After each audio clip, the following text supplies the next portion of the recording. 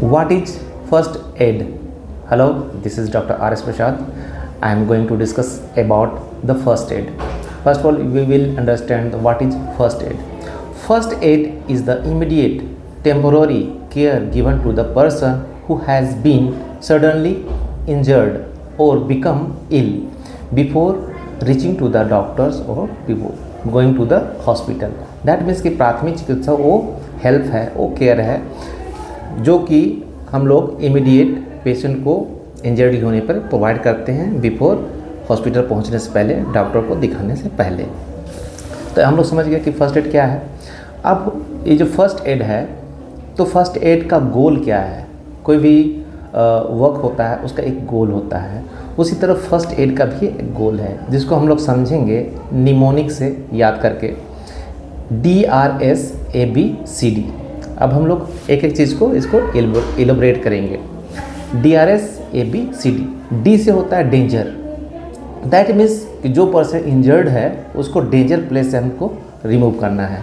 आप इसको ऐसे समझ सकते हैं कि सपोज करें कोई पेशेंट अगर इलेक्ट्रिक शॉक लग गया है, इलेक्ट्रिक वायर को अगर पकड़े हुए हैं, तो फर्स्ट ऑफ ऑल अपना सेफ्टी देखना है, और सेकंड में जो इंजर्ड है इलेक्ट्रिक शॉक जिसको लगा हुआ है तो उसका डेंजर साइट हम लोग को आइडेंटिफाई करना है। तो फर्स्ट ऑफ ऑल हम लोग स्विच ऑफ करेंगे, इलेक्ट्रिक लाइव जो वायर है उसको स्विच ऑफ करेंगे। उसके बाद वो जो डेंजर प्लेस पे है उस पेशेंट को सेफ प्लेस पे शिफ्ट करेंगे। अब हम लोग समझ गए D4 डेंजर, और डेंजर प्लेस से पेशेंट को हटा करके सेफ प्लेस पे ले गए। अब सेकेंड में होता है R, DRSABCD। R से हम लोग रिस्पॉन्स चेक करेंगे। अब उस पेशेंट को जिसको इलेक्ट्रिक शॉक लगा हुआ था हम लोग सेफ प्लेस में ले गए, अब रिस्पॉन्स चेक करेंगे, उसको हल्का सा नोव करेंगे और पूछेंगे हेलो ब्रदर, हेलो भाई आप ठीक हो, हमारा वॉइस का वो रिस्पॉन्ड कर रहा है या नहीं। अगर कर रहा है गुड एंड बेटर, अगर नहीं कर रहा है तो फर्दर आगे हमको क्या करना है। तो फर्दर हम लोग S4 होता है से फॉर हेल्प, हेल्प के लिए मदद करना है, चाहे जो भी आपको है send for the help. Help के लिए आइदर 108 में आप कॉल कीजिए, एम्बुलेंस को बुलाइए या अपने कलीग को बोलिए कि इनके जो इंजर्ड हो गए हैं उनके लिए हेल्प लेकर आइए। फर्दर आगे बढ़ते हैं तो हम लोग बात करते हैं DRSABCD। A फॉर होता है ईयरवे। अगर पेशेंट रिस्पॉन्स नहीं कर रहा है तो हम लोग ईयरवे चेक करेंगे, ओरोफेरिंक्स को देखेंगे, लरिंगोफेरिंक्स को देखेंगे, माउथ को खोल कर देखेंगे पेशेंट का कि उसका माउथ में कुछ फंसा हुआ तो नहीं है। समटाइम क्या होता है, कन्वल्सन जो होता है, मिर्गी का दौरा आता है तो टंग रोल होकर के बैक चला जाता है। अगर उस तरह का है तो उसको बाहर की तरफ निकाल देंगे और ईयरवे को हम लोग क्लियर करेंगे। A फॉर ईयरवे हो गया। B for breathing. अब पेशेंट अनकॉन्शियस है, वो सांस ले रहा है या नहीं ले रहा है, उसको ब्रीदिंग हम लोग चेक करेंगे। क्या करेंगे, उसके कान के पास हम अपना, उसके नाक के पास हम अपना कान ले जाएंगे, कान से हम लोग को एसेस करेंगे उसका सांस चल रहा है या नहीं। साथ ही साथ उसका चेस्ट हम देखेंगे, चेस्ट का रेस्पिरेशंस अप एंड डाउन हो रहा है या नहीं, उसका ब्रीदिंग है या नहीं। तो हम लोग ब्रीदिंग चेक कर लिए। C4 होता है सर्कुलेशन, और साथ में CPR भी। C4 circulation, that means patient का कार्डियक वर्क कर रहा है या नहीं कर रहा है, तो उसके लिए हम लोग कैरोटिड पल्स चेक करते हैं। इस जगह पे हम लोग क्या जाते हैं, कैरोटिड पल्स अगर फील हो रहा है तो good and better, that means का हार्ट वर्क कर रहा है। अगर कैरोटिड पल्स फील नहीं हो रहा है दैट मीन्स कि पेशेंट का कार्डियक अरेस्ट हो चुका है।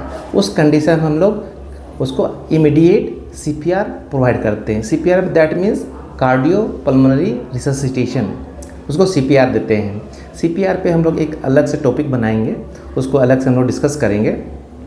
और थर्ड में क्या होता है, लास्ट में होता है D4 होता है डिफिब्रिलेटर।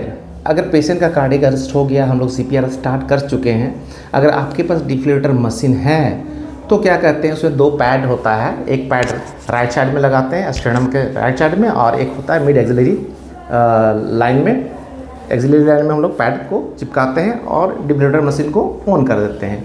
डिफिब्रिलेटर मशीन क्या करता है, वो रीड करता है खुद ब खुद, और वो अकॉर्डिंगली वो शॉक प्रोवाइड करता है टू रिससिटेट दी हार्ट। अब हम लोग समझ गए कि फर्स्ट एड का गोल क्या है, DRSABCD।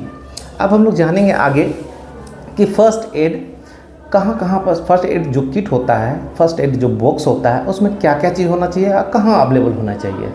तो फर्स्ट एड किट जो है कि सभी जगह अवेलेबल होना चाहिए, आपके घर पे, अगर बस में ट्रेवल करें तो बस में होना चाहिए, कार में ट्रेवल करें कार में होना चाहिए, आपके वर्क प्लेस पे होना चाहिए, कोई ऑफिस में है वहाँ भी फर्स्ट एड बॉक्स होना चाहिए, फर्स्ट एड किट होना चाहिए, मॉल में जाते हैं तो मॉल में भी होना चाहिए हमारा, अगर कहीं ट्रैवलिंग कर रहे हैं तो उस जगह पे भी होना चाहिए, कहीं मेले जा रहे हैं तो मेले में जो ऑर्गेनाइज़र होते हैं उनके पास भी फर्स्ट एड किट होना चाहिए।